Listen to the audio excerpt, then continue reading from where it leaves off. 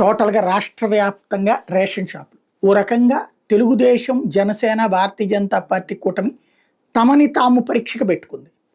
ఏంటి అంటే క్యూ లైన్ల వ్యవస్థ నుంచి బయటికి తీసుకొచ్చారు అంతకుముందు. ఇదివరకు మనకు గుర్తు, మరి మీకు అందరికీ ఎంతమందికి అనుభవం ఉందో తెలియదు కానీ అప్పట్లో కరెంటు బిల్లు కట్టాలంటే క్యూ లైన్లో నుంచోవాలి, ఇంటి పన్ను కట్టాలంటే క్యూ లైన్లో నుంచోవాలి, సర్టిఫికెట్ కావాలంటే మున్సిపాలిటీ దగ్గర క్యూ లైన్లో నుంచోవాలి, అట్లాగే ఆ రోజు రేషన్కి క్యూ లైన్లో నుంచోవాలి, గ్యాస్కి క్యూ లైన్లో నుంచోవాలి, సినిమా టిక్కెట్లకి అయితే ఇక భారీ క్యూ లైన్లు.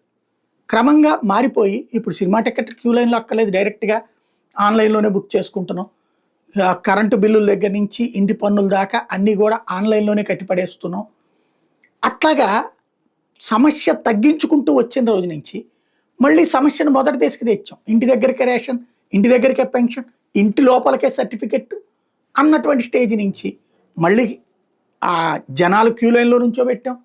ఇప్పుడు అదేదో రేషన్ షాపు లేదు ఇవాళే కొత్తగా కనిపెట్టినట్టు రేషన్ షాపులే నాగరేస్ట్ ఏందో నాకు అర్థం కాల. రేషన్ షాపులు ఎవడు మూసేశాడు, ఎవడు తీసేశాడు? ఆల్రెడీ రేషన్ షాపులు ఉండేవి, ఇదివరకు ఉన్నాయి. మొన్న జగన్ వచ్చాక ఎండియూ వెహికల్స్ పెట్టినాక కూడా ఉన్నాయి. సరుకులు రేషన్ షాపుకి వస్తే అవి ఈ వెహికల్లో వేసుకుని తీసుకొచ్చి ఇచ్చేవాళ్ళు. రేషన్ వాళ్ళ కమిషన్ వాళ్ళకి ఇచ్చారు. వాళ్ళు అందుకనే ఏ షాప్ మూసేయలేదే, తీసేయలేదే, ఎత్తేయలేదే, అవి ఎట్లాగే ఉన్నాయే. పైగా ఎండియూల్ని తోడిచ్చారు. ఇప్పుడు ఆ ఎండియూల్ని తీసేశారు, ఇంటి దగ్గరికి వెళ్ళే రేషన్ ఆగిపోయింది. అక్కడ క్యూ లైన్లలో నుంచోబెడుతున్నారు.